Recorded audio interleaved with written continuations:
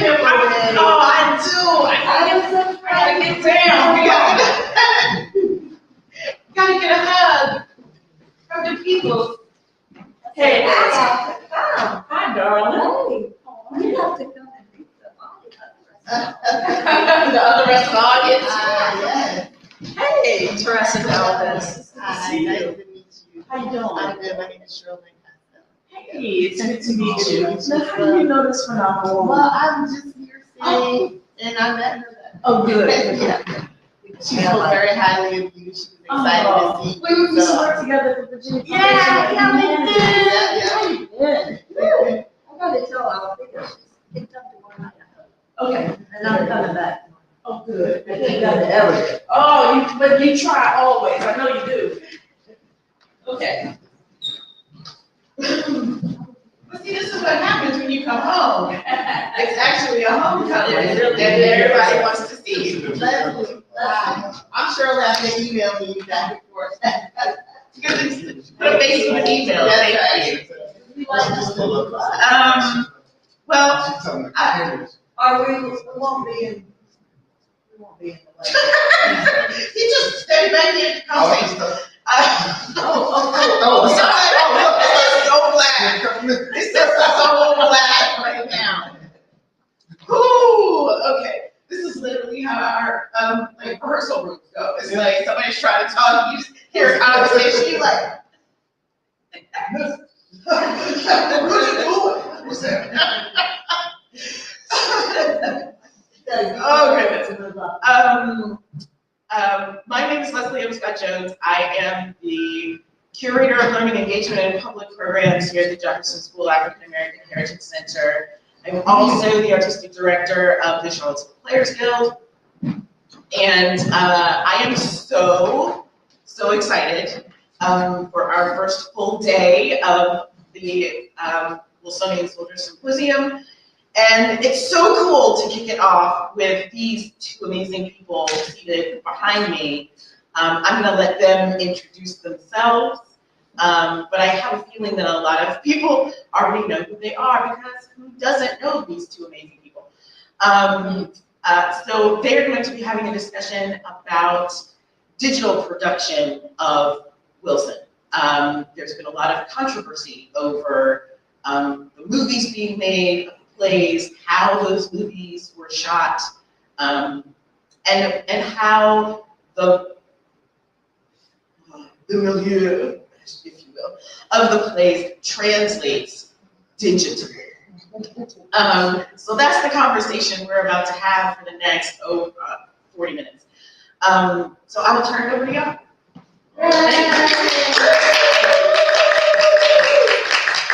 Wow, thank you so much for having us here at the Jeff School. Thank you for coming today. Thank you all who are out there in the virtual land for participating in today's conversation. I'm so happy. I'm so glad to see you.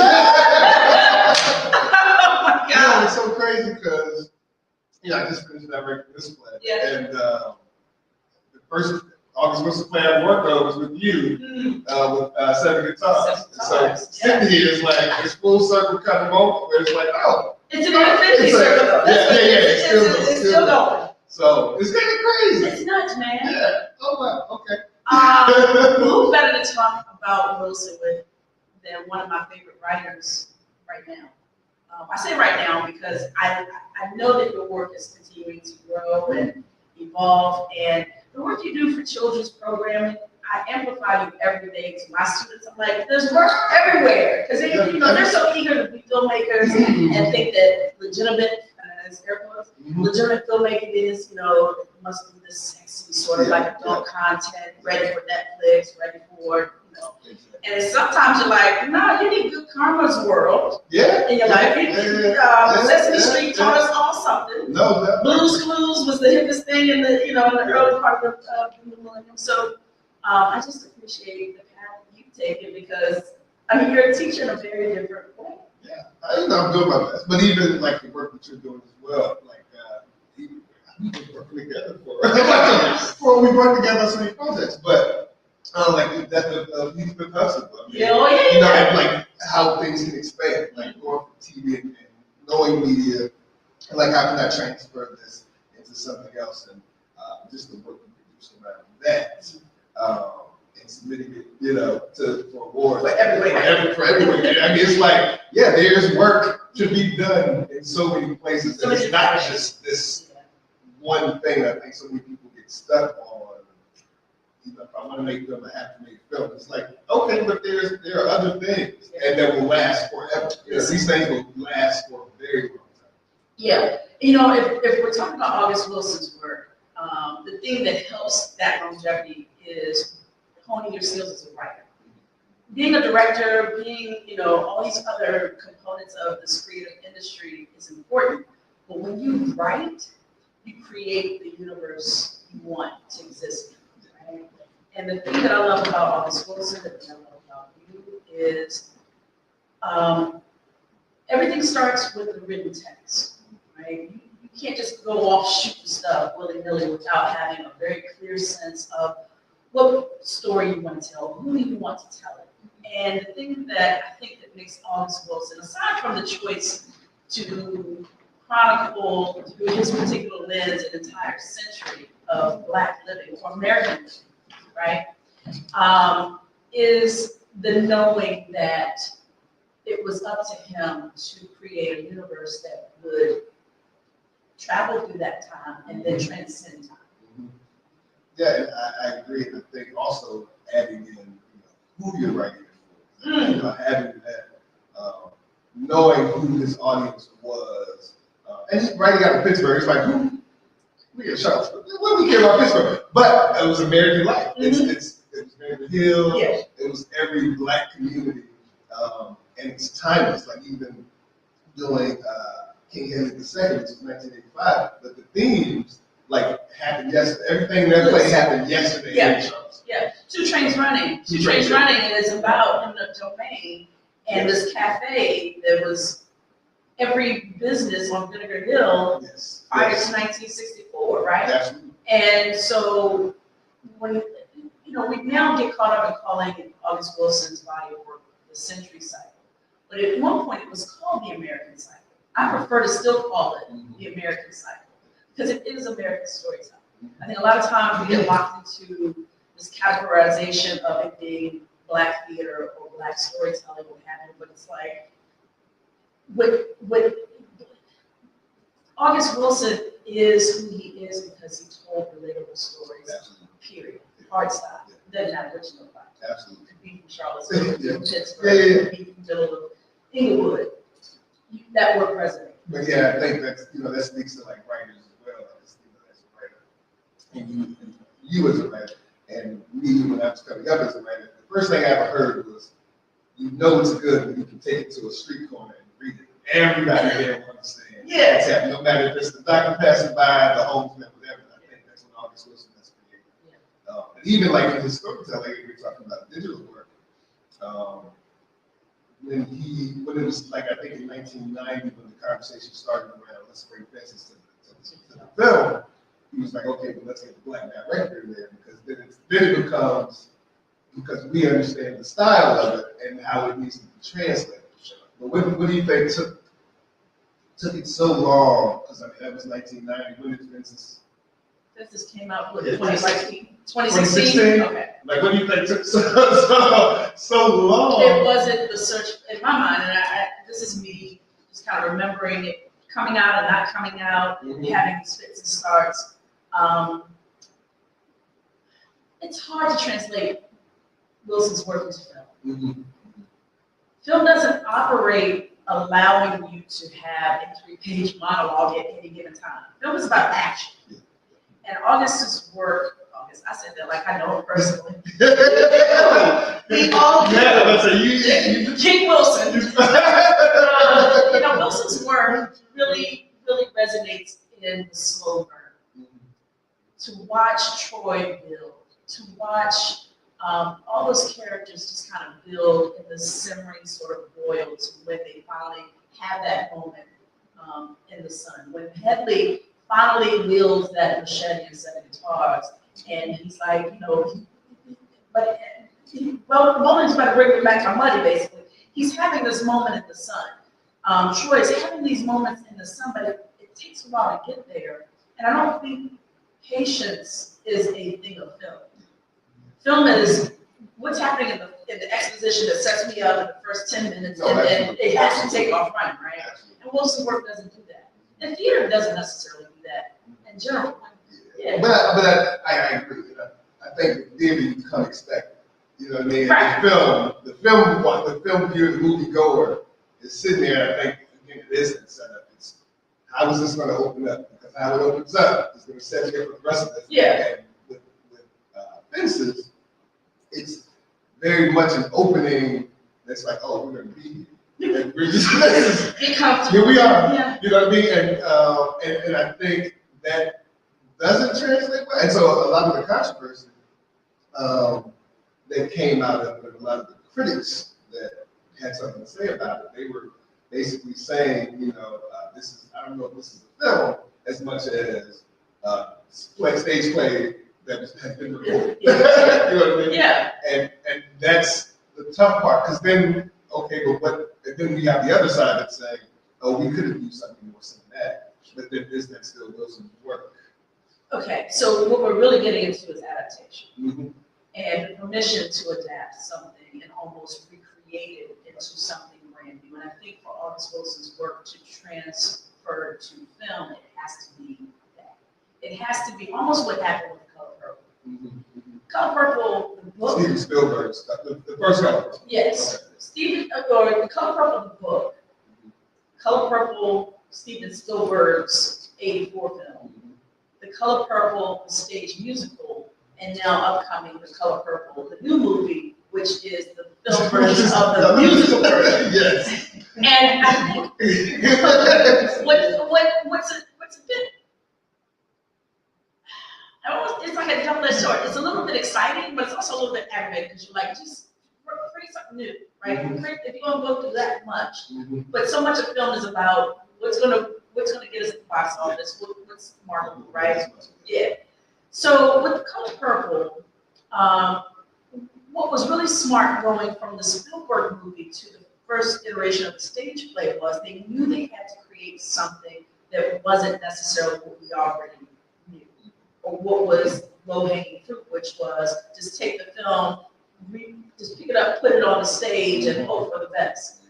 And I think that, in a way, is what happened with Fences, is that August Wilson's work needs a reimagination process for film. Another example, I love George C. Wolfe as a director. He's actually my favorite director. But when it comes to film and television, I cannot watch his work because it gets really static fast. He directs his films like his plays. Now his plays, even though it may have one location or he has moving pieces on stage, he works, after Bringing the Noise, Bringing the Funk, he kind of moved into the space where on stage he would use moving pieces. He wouldn't have a fixed stage. Did the same thing with the jazz piece. Oh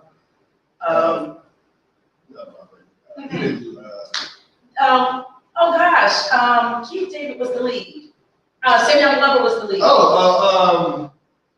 What's the musical? From like. Oh gosh, it's gonna come later. It's the musical where Keith David played the devil and Samuel Glover played. Oh God. Okay. Anyway, it doesn't matter. Okay. Tony Fingers won Best Actress in a musical. Tony for that musical. Okay, doesn't matter. Okay. Somebody's gonna tell us about it. But George C. Wolfe directed that, and it had a lot of moving parts, but not a fixed set. And the reason that was important is because in the theater, when you're watching live, you're not used to being able to transport yourself to different locations. A lot of times, it's the unit that you're working with, and there you are.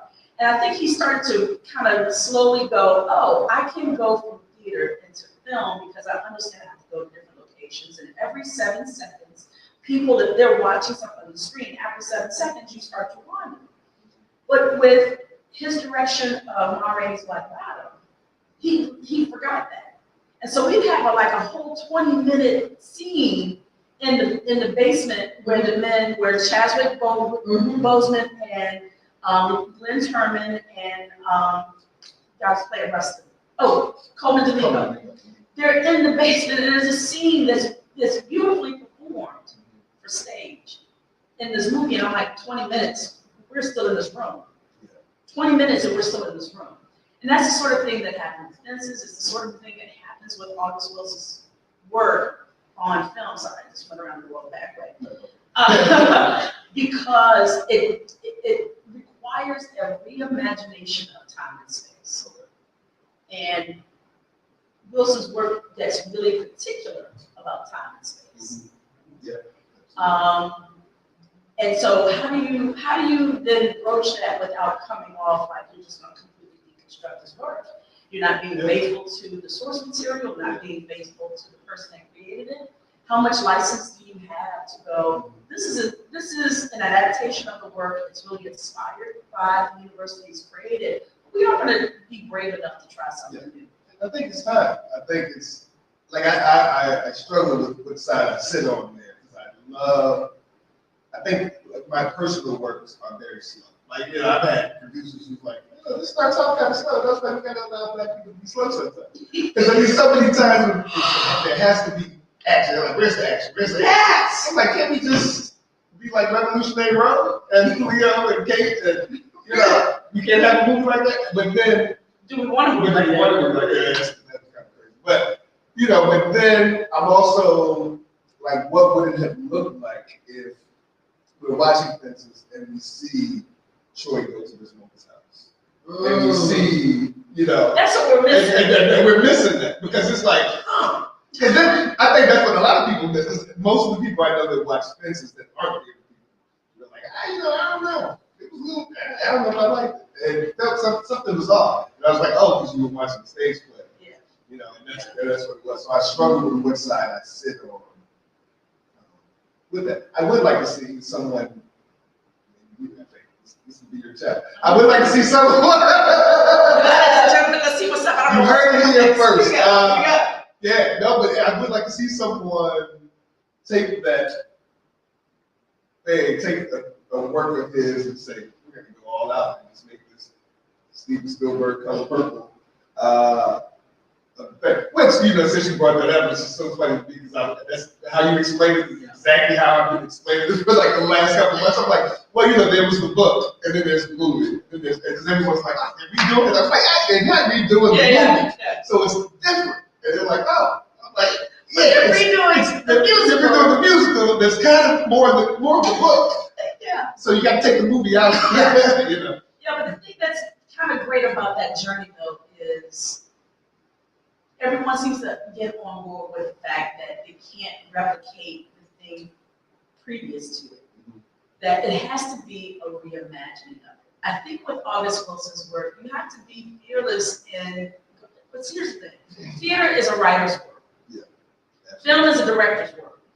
And we want to take, and we want to take this writer's world content and put it in the director's world, then you have to give the director license to then do what they do in that world. Yeah.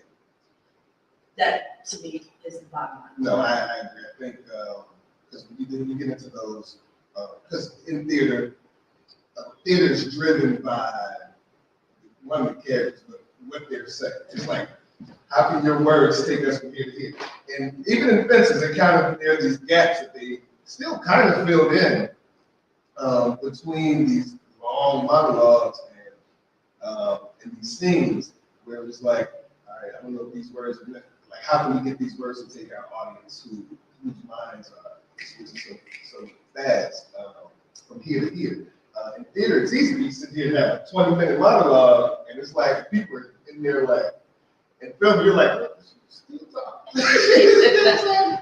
But yeah, I think with Wilson, I think it's time that we take bold steps. And it's like, who's going to be the first one to do it?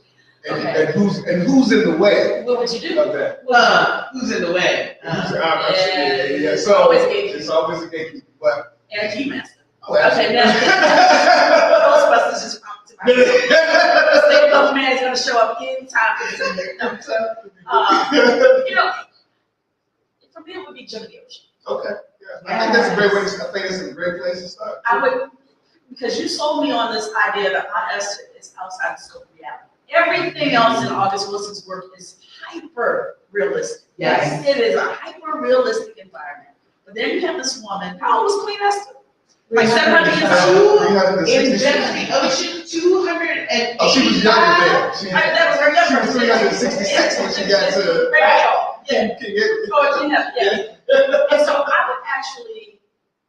I would tell the American cycle through her eyes. Okay. I would actually create a I mean, this is intellectual property, so we find something right on one.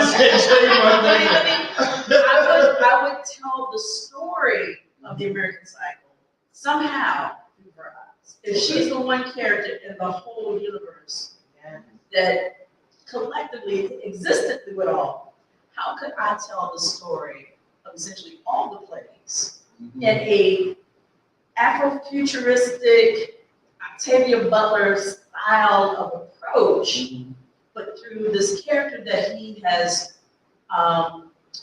given this wisdom and this longevity to?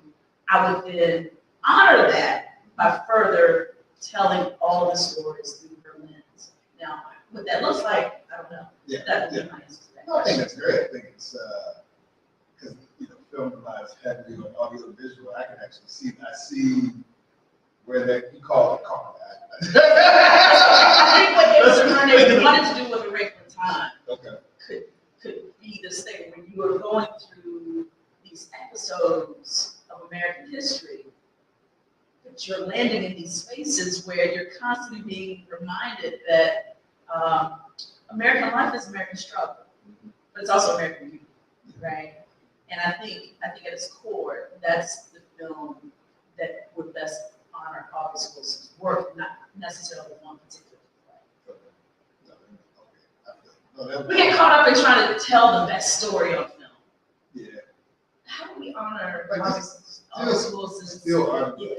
And I feel like reading his words, reading how he felt about the play, even when he was pitching fences around, I feel like he'd be okay with that. Now in 2023, it's like let's figure this out. I would hope. I think he realized that things have to evolve, and so yeah, it's finding that key that gatekeepers. Fences has so much potential, but I think we'd all seen Viola Davis and Denzel Washington do those long strokes of time, and we were like, it's hard to see Troy and Rose when you've seen Denzel and Viola do this and do it incredibly well. Oh, absolutely. Like Fences has been that, and I think I remember going to a discussion, an August Wilson discussion at the Schomburg a couple years ago in New York. And, they were talking about it, and I think he at one point said that Fences was his least favorite part. And so the fact that it was the first movie, people were like, why would that be his first movie? But that was the movie that they felt the audience The most commercial. more. Yeah. Which kind of brings me, I don't know if it's even related, I'm bringing. So there's there are critics who say that you have to consider when taking it to, I want to make sure I get this right. When taking it to like stage when critics are involved, you have to consider like this neo-colonialism thing that happens in stage and theater, where not only do you have to talk about, not only do you have to critique August's work, but you also have to put it against this thing that there's a white audience and that That beloved white gaze. The white gaze, and so when you take it to film, it's like, okay, this is cool, and there's some autonomy for the director that you're bringing in to say, oh, yeah, you can do this, and the writer that you bring into it, yeah, do what you want, but also, go ahead and add this white character in there and make it seem okay, or make it friendly for white people who watch it. And so, how could we avoid that? I mean, look, that's a heavy question, because even with So the movie Queen Slim came out, right? Go ahead. I think I got something. Yeah, so the movie Queen Slim came out, and I remember the tour was happening, and it was Lena Waithe, and they made a film, and the whole tour was about, Hollywood gave me permission to make this film, I'm making this film for us. And then we get to the end of the film, and we were all like, this looks fun. They gave you full permission, and this is what you did. And so everyone was mad, so no one talks about this movie. And it's like, and so it's like, okay. She doesn't even talk about this. She doesn't even talk about it anymore. And it's like, I don't know, but it still had that gaze on it, or you still made it for someone other than us. So I don't even know. I don't know the answer to that. I'm asking the question, I don't know the answer to it. Like, how do we get around that in Hollywood? We both live in LA, and we both know that monster of Hollywood and whatever. What we're talking about is capitalism. Mm-hmm. What we're talking about at its core is imperialistic capitalism, and how if it doesn't have a component that meets a white mainstream, white gaze approval meter, Rotten Tomatoes, whatever that looks like, then it's not successful. To me, the best, I don't know if it's defense or offense to that very thing was when Debbie Allen took over a different one. Okay. And she said, whatever y'all doing in season 1, that is not an HBCU participant. We talk about Bruno more than we talk about the world. And what Debbie Allen said was, to Cosby, you made this because you need to check these boxes with NBC, with the sponsors, with the money. But we're gonna do this. We gotta roll the dice, take our chances, and be authentic. Absolutely. Right? And I think that's what we need to continue to do. We need to continue to be fearless and maybe financially it fails. But more authentically be storytelling, more truthfully be storytelling. I know we both feel about Tyler Perry. How? But I get it. Well, I get it. But how we feel, and let's go on, but I think just jumping in with that. But he's created, how we feel about it, because I think his work just doesn't speak to me. I'll say that. But he's created a world where that gaze does not exist. Not at all. And it's like, I see what you did. He's done a thing that makes us all go, we want that. We just want it in our own way. And we want it that. We just want it our own way. We are right here, but for the sake of the conversation. So what Tyler Perry has managed to do is very similar to August Wilson, not comparing the work, but comparing the understanding that I am in control of the universe I create as a writer. And what Tyler Perry has been smart enough to do is find the audience to whom that relates and stick with that audience. I mean, it was a genius move. I think, his work is. So you want to talk about someone who transfers stage plays to film. It's not so much the content, it's that he served his audience. Yes, absolutely. And he's done it. I think, like you can't watch any of his work and say, this is, it's like, he created, this is the world. This is the world we live in. Like growing up in Charlottesville, if I was just in my world, I would, it was like, this is right. This is Black life. This was 7th Street. This was the projects. This was this. And he's created that world. And now what we see on other films is like, just thinking about Hidden Figures. It's like, they created white people to put into the film that didn't exist in real life. And it was like, well, we needed someone to look at this. It was like, why? And so I think that's what, created. Creates an ocean and working. I think it is also finding those people. So if it fails, which it won't, because we are heavy in the box office, and But if it does, we found a studio that's like, okay, but I still support it. Like Theodore Richard, who made Love Jones, which was I don't know how it did in the movie theater, but that was like this classic. But they never gave me any more money because they was like, Hollywood doesn't see black art. Most of those films of that time period weren't necessarily studio box office hits. They spoke to an audience.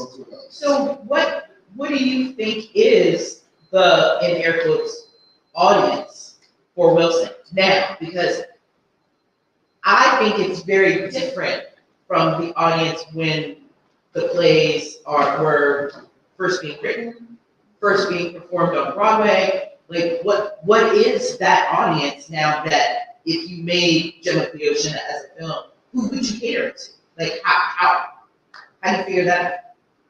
This is going to sound sacrilegious, but you have to kind of relax on beating people over the head that this is August Wilson's work, and just make it an integral part of, for instance, and it breaks my heart a little bit to say that, but the reality is this upcoming movie, the upcoming Christmas opening of Color Purple, I could probably count on one hand how many times I heard the name Alice Walker. Right. Because it isn't key to the marketing machine to put her out front. Right. And it might not be key to the marketing machine to put August Wilson's name out front. It is our job as the creators, as the content creators, as the visionaries to put August Wilson up front. But there's also a marketing machine that now in 2013, because his work is not annually in someone's Broadway house, Right. he's not the marketing key anymore. Yeah.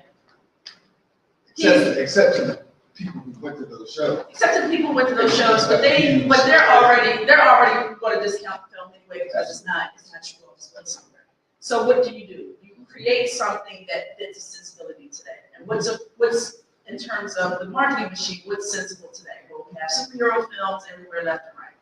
We have high concept films, even from Black filmmakers, who insist on telling stories with a high volume of special effects and otherworldliness, right?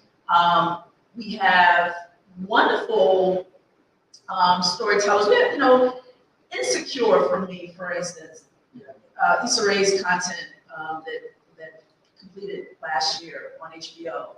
Is one of those examples. Donald Glover's Atlanta. Yeah. The work that Jordan Peele is doing. Yeah. There are some visionaries out there that are still doing semi-realistic work. I won't say hyper-realistic work like August Wilson's work, but you can pretty much find those communities in Inglewood that's represented in Insecure, those people in Atlanta that's represented on that show.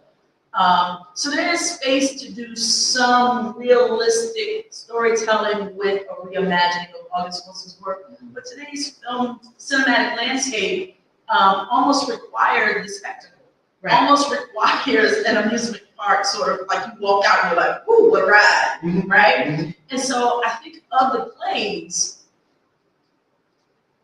Can you say it one more? Did I say one? Can you say it one more? No, please don't ask me. Okay. No, I can't. I used to. My brain, this brain is 50 plus years old now. So going, when you say, which one would you do? And I'm like, do I know them all again? What do I do? But Gem of the Ocean feels like it could lend itself to the spectacle more than the rest. And I'm still not as familiar with the ones that came out, post 2000. Gem of the Ocean, radio play.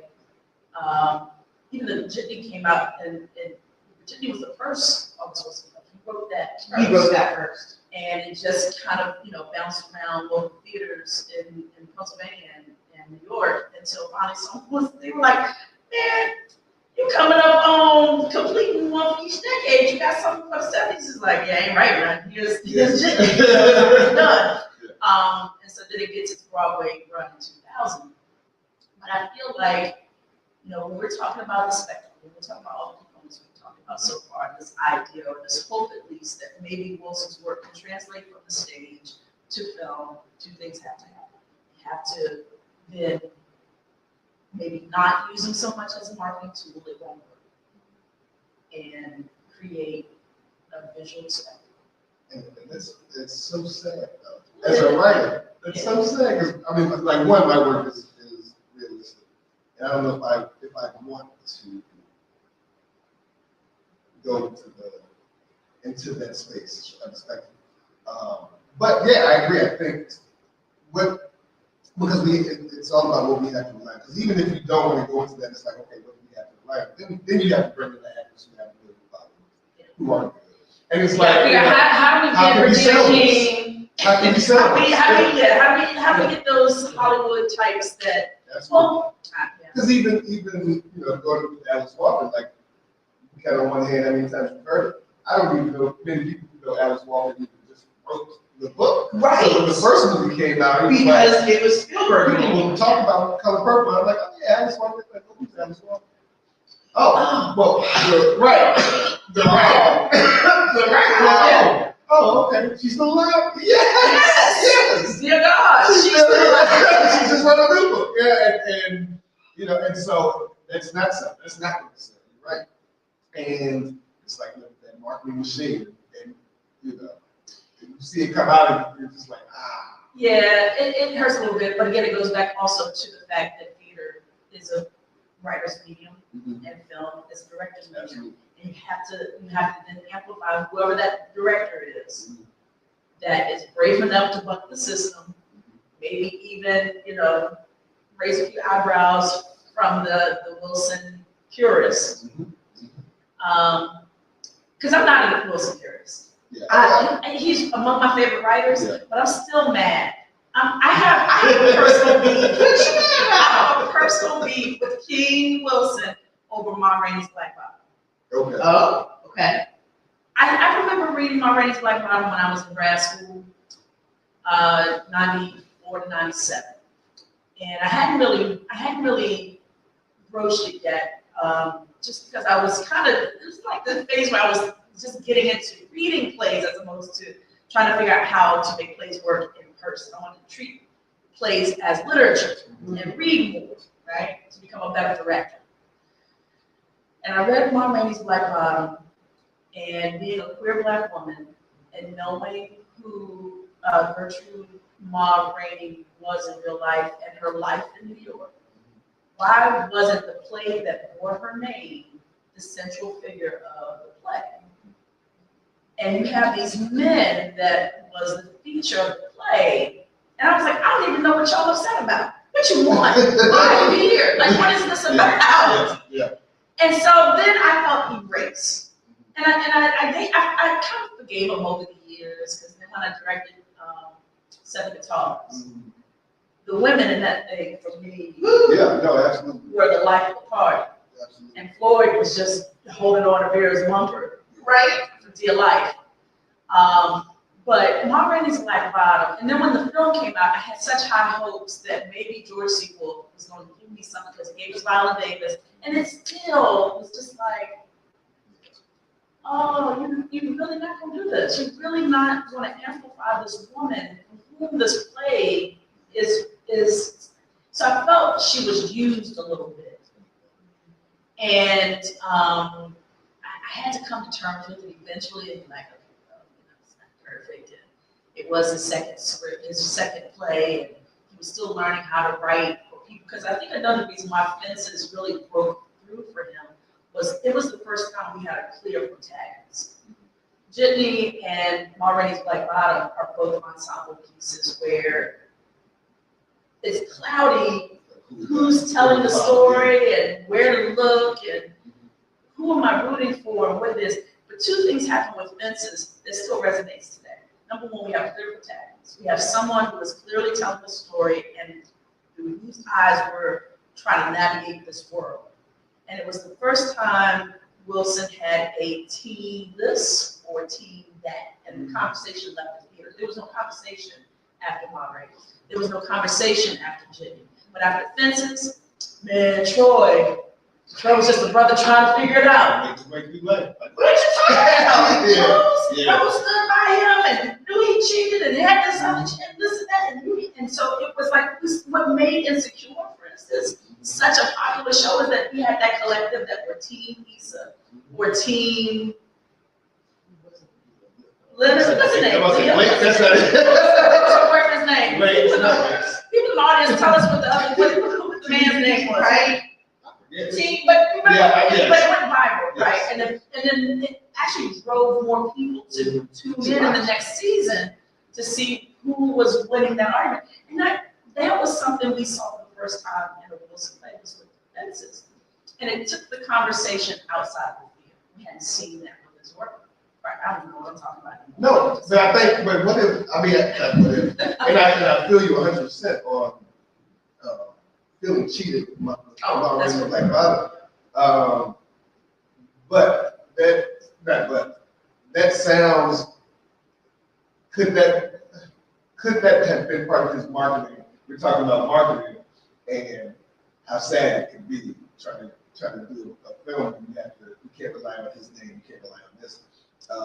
Wasn't him, but we never know the answer. It wasn't him saying, I can't have this. I can't have this Black queer woman as a lead because my audience, who he thought his audience was, aren't going to come see. Well, then you have to ask yourself, then why take a real person? And Why not do create? that story? Why do that story? Exactly. Why not just create? Because it's not like Ma Rainey was on the same level as, say, who else came out during the Harlem Renaissance? Bessie Smith. You had like more commercially popular names you could draw from, right? You took the one woman who. You probably took the one that he could do for free and royalty free. Well, You know what I mean? Ladies and gentlemen, I think we may have found out our answer. But I agree 100%. But I think, I don't know, was it someone in his ear? But I think it was the wrong thing to do. I think if you take this story, 100% you need to do this story, which is what he should have done. And it's sad he didn't. It's like, why didn't you do that? And maybe the rest of his work was trying to redeem himself. It might have been a sign of the time. You can't tell that story in 82, 84, 82. Ma Rainey came out in 82. You can't tell that story. You can't tell the queer story anyway during that time. It would have not at that time. This is on the precipice of the AIDS, HIV and AIDS epidemic. So we don't have that yet. We don't have regular conversation around queer life, even though we know it exists in New York during that time. The theater world definitely is built on the foundation of queer narratives and queer performers, queer writers. But I can imagine conversations, maybe even internally of how do I tell this story, but at the same time live within these times. Ma Rainey was famous for having parties and teas and whatnot with the most illustrious writers of that day. She would host these gatherings. She would dress in drag, she would dress in men's tuxedos and stuff, and host these parties in her backyard, in her garden. And I just feel like her legacy just called from board, if you want to use her name, as a part of that. I will say, when we did Ma Rainey, we wanted to make the point that the music industry had not changed at all. That Black artists are still being commoditized for someone else's gain, and they weren't being given an actual piece of that pie. Which is why we didn't do the music in time period. We brought it forward into the 90s. So our music was like old school 90s R&B. Yeah, Ma Rainey's story is Queen Latifah's story. Absolutely. Ma Rainey's story, page for page, is Dana Owens. Yes. That Queen Latifah only came out in the last couple years. I mean, people knew, We did. didn't know, and nobody asked for her to come out. We didn't need it. We didn't care. Listen, mind your business. Mind your water, right? But Ma Rainey's story was similar, and that she did amplify gay rights. That she did actively protest in the ways that she could in New York City. Outwardly demonstrated, her full identity. She wasn't closeted, and that impacted her career. So there was this whole other, let's treat this to appease, current palates and political stuff, and we're going to dampen all that and tell this other story through the lens of these other people that they're important, but it's, all that to say, we can move on to something else, but. Yeah, but okay, before we move, taking like bold steps and license, why not tell her story, Oh, I see what you're saying. Ma Rainey's story now, and even just adapting what he's given. 2 jobs. He's I given 2 jobs. It's funny you say that because I'm about to defend my dissertation for the Limited Creek Don't Rise this semester. And Ma Rainey is called upon in my dissertation because my topic is called Navigating Triple Jeopardy. We're Black women, executive leaders in higher ed as my focus, and the under-amplification, under-support of this demographic as they are leaders in higher education, presidents, provosts, chancellors, that sort of thing. And I talk about Ma Rainey in my positionality piece primarily because being out isn't about coming out. It's just doing your life. Living your life. As it is. Yeah, and I think, if August Wilson wanted to tell her story, he could still just incorporate, her biggest hit was about her girlfriend. Yeah. And she actually says, the chorus is, I don't like men. I don't like men. And somehow all of that is erased in her talent. Maybe it is, part of that, part of my mission to tell her story. I can tell it in my dissertation. But in terms of film, I still think Jim of the Ocean, and maybe, somehow, oh goodness, now you got my brain is percolating. I told you. Ladies and gentlemen, my brain is percolating. Things are popping. That's what the front row sees. So Darnell, if there was one that you were gonna do a movie of, which one? And how would you do it? Several times. I think even personally as a writer, my work is just tragic love. It's like tragic love, like you said, low attention is wagging. And I think like the monologue I was sold on is like having that bus ticket at the bottom of the shit. You know what I'm saying? And it's like that one monologue just describes like most of my personal work that I write, that I maybe write for myself and try to create. And so I would love to redo that as a film.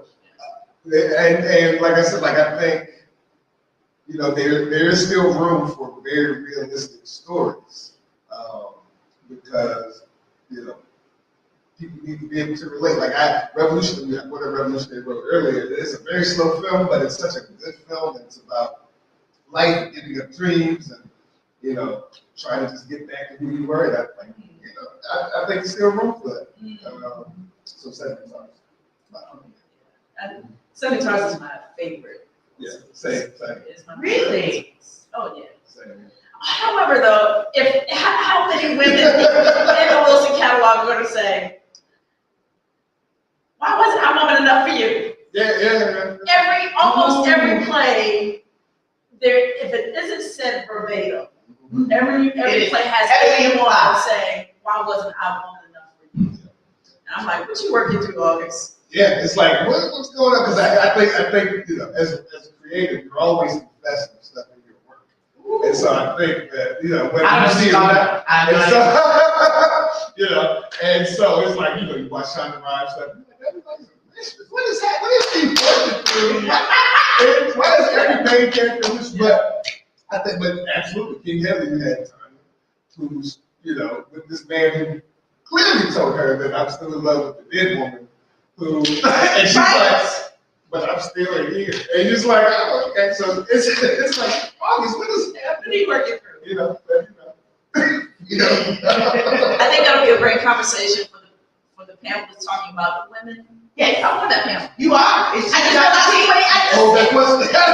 I think say that. wait. That's going to jump in when you tune in. That's going to be a repeat question.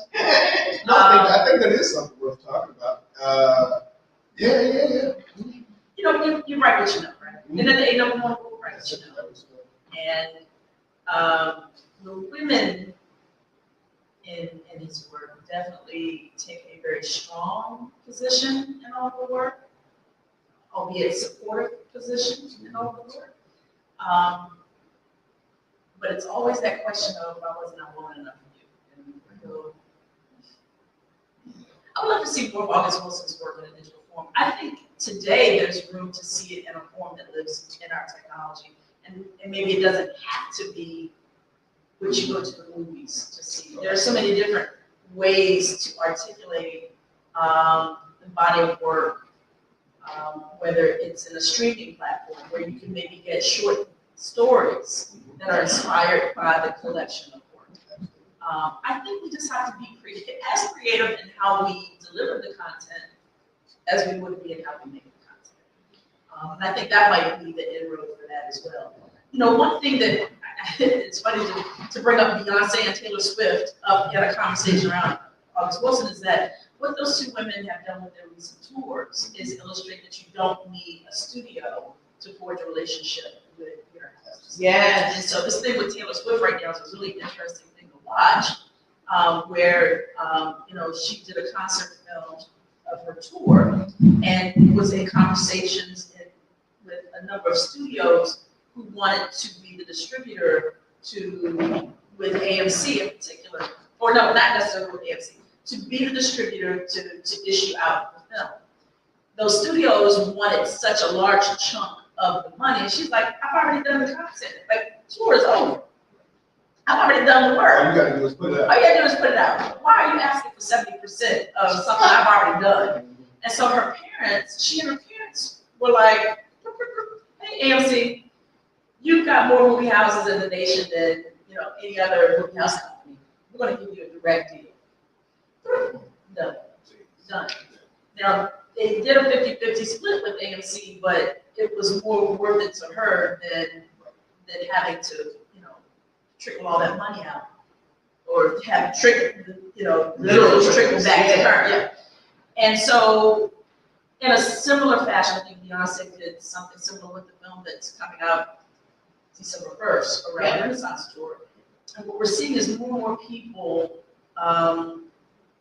they weren't the first. They're just the most amplified to do this. But people are forging their own deals without going through the studio system, and without having to deal with a lot of the negotiating the white gaze for their approval or for their push, right?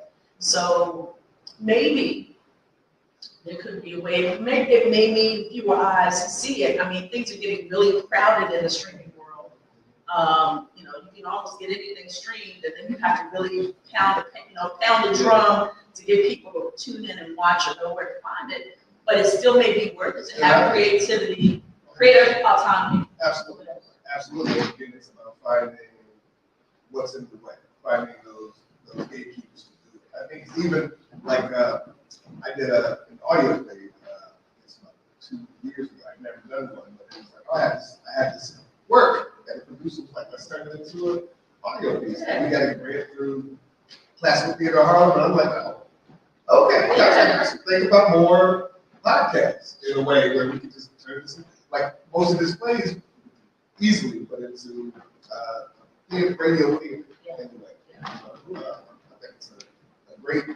You just need a good narrator, some good sound effects, and Actually, Wilson's work might translate really well in that form, because then you're really listening to the language. you're listening to the words and language, and I think that's what drives this place forward. It's definitely the words, and most of it, good plays. Absolutely. So, yeah. Do we have any questions from the audience out there? Do we have any questions from the audience in here? Because we've just been gabbing. I feel like we're probably closing out time. We are. Thank y'all so much Thanks for having me. for doing this, for coming and conversating. What you I love promote? One second. What you promote today? Promote something. I ain't got nothing to promote either. But I'm on the spot. I have nothing to promote. But I'm like, when is your dissertation? So, sometime before December 3rd, I guess, my chair said it's gonna be done this semester. Does it feel fast? Did it feel like it went that fast? Because to me, it feel like it went that. I'm like, I feel like you just got out there. A long, arduous exercise. My God. I mean, you have to, well, hopefully I'll be doctor before Christmas. I'm just, look, I will promote this. I will promote the Jefferson School African American Heritage Center must come here. If there is something to amplify, it is the space. Walk in here and Charlottesville history is on the walls, it's in the air. I really was hoping I would be able to defend while here, because I would do it in this building where Rebecca McGinnis taught many people, where so many educators taught.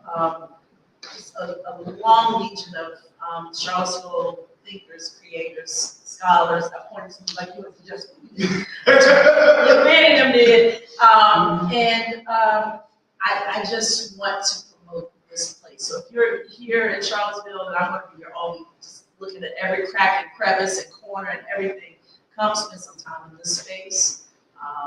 That's what I would do. We do have one question from our digital audience. How would you introduce Wilson to an audience that may not know or understand the basis of his writing? So what would I introduce them? How would you, like, they don't know anything about Pittsburgh, they don't know anything about that there are 10 plays. How do you disseminate that? How do you make them understand the weight of it?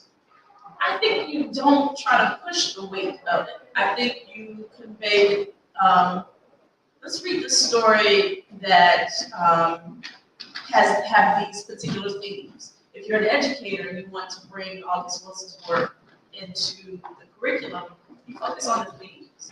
You focus on the relatability of the language. You may be, actually, what I love to do with Wilson's work, and I've done it a couple times in the past, is pull from Shakespeare and show some parallels in Wilson's work.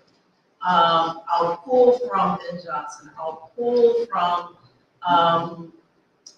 I'll pull from a number of different writers and say these are things that are reoccurring because we recycle. Even though we look different, what connects us are these shared experiences. Yes. And Wilson's work will amplify that in a way that's unique and just poetic. I like to pull in Octavia's work, Octavia Butler's work, even though she's a novelist. She writes sci-fi and horror. Well, she wrote Octavia Passing, of course. She wrote us into the future in a way that no one else had ever done. And what August did was write our stories into an American narrative in a way that no one else had ever done. Yeah. And so I talk about that innovation, but I also show how they're deeply rooted to classes as well. Yeah, when I teach, I do a class called the Black Theatrical Voice, and I use Wilson as the basis, and I compare him to playwrights that are his contemporaries and playwrights that came before him to show how universal the themes within the Black theatrical canon are. Absolutely. And also just introducing them to Wilson like himself through his own words and his work, as a playwright who was, a playwright who was struggling to become the playwright, but had great work. And it's like, listen to his story, listening to his story. I think really it's what got me in, it got me hooked. Or saying yes to King Henry, it was like, oh, yeah, absolutely. I want to do this, but, I think that's a great way in this film. Thank you guys so much. We are at time.